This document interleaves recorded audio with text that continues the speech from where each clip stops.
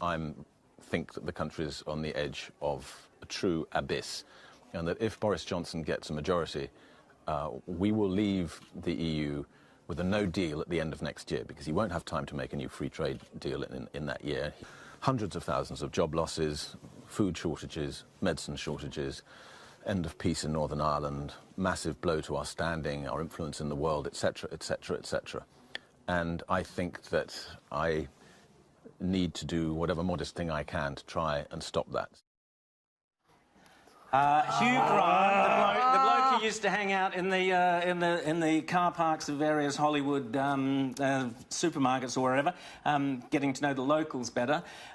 Hugh Grant tells us catastrophe, James, disaster, all from Brexit. But I'm sorry, the bit that I absolutely loved was that very little posh bit at the end. You know, if there's anything I can do in my own modest little way to influence this, you know, because everybody, Hugh Grant here, you know, people just watch a little Love Actually, and you know, oh, it's just so nauseating. I want to, projectile vomit seeing that. This guy is such an insufferable flog, and in recent years he's been so outspoken about Brexit, and he has campaigned against press freedoms. He's on the wrong side of just about every argument. But he's got the batting eyelids. No, I tell you. A little mumble, and here we go. They are a great asset for the Tories, these celebrities. I think the more of them and the more coverage they get, the better it is for the Tories. They also just take everybody back to that awful sort of Blairite, Notting Hill set and everything. That just horrible sort of set of people who tried to run everything. Film. Can we just Thank you. Agreed. Agreed. It had Emma Thompson in it. She was even worse. Extinction Rebellion, gluing herself to whatever.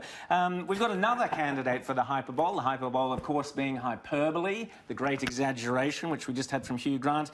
Jane Fonda, I think, takes the biscuit this time. Have a listen to Jane Fonda talking about climate change. I think it's a matter that will go to court. And just like crimes against humanity have been put on trial at Nuremberg and elsewhere, the fossil fuel industry will hopefully be held accountable. You think this is Nuremberg? I think it's worse.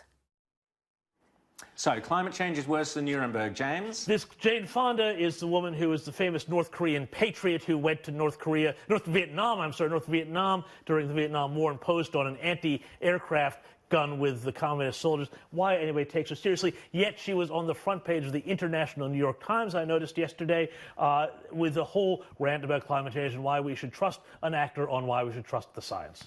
Now, we're going to do some Weekly Wokeley now. Let's have a little bit of Weekly Wokeley.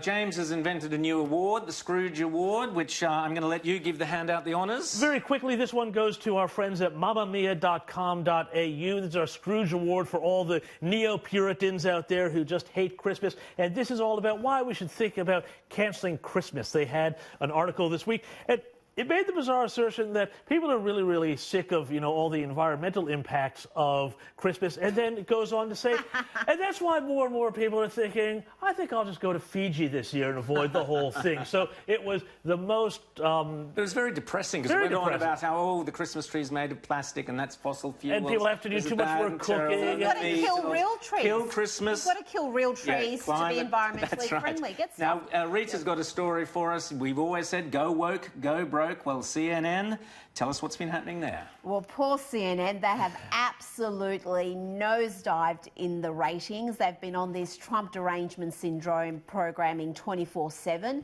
And guess what? People are sick of it.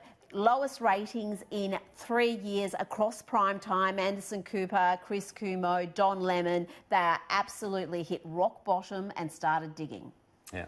Well, no surprises there. Warning to the ABC as their ratings Well, they don't care plummet. about ratings. They don't care about ratings. Well, they don't have to. They will when their $1 billion is taken off them, which it should be, and maybe they could actually go out and earn a crust like the rest of us do and actually put on shows that people want to watch. Hey, there's a thought. Ita.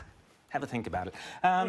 Someone who has gone broke as well, or not gone broke, but lost nearly $1 billion worth of their shares is Peloton, and they didn't even make the mistake of going woke. They simply, have a listen, upset the lovies. Yes. Now. A Peloton? Give it up for our first time ride. All right, first ride. I'm a little nervous, but excited. Let's do this. 5 days in a row. You surprised? I am. 6 a.m. Yay. Rising with the sun. That was totally worth it. Let's go, Grace in Boston. 50 rides. She just said my name. A year ago, I didn't realize how much this would change me. Thank you. So they lost $1 billion off their shares because a lot of people thought that that ad was sexist because the bloke had gone and bought an extra... No, that's nonsense. I absolutely loathed that ad, and not because it was sexist, because it was just putrid on a number of levels. And it's called a badly made ad. Yeah, exactly. That's it. Lots of people make I think a lot the of money real out of offensive that. idea is, what are you supposed to find fulfillment in an exercise bike? Come on.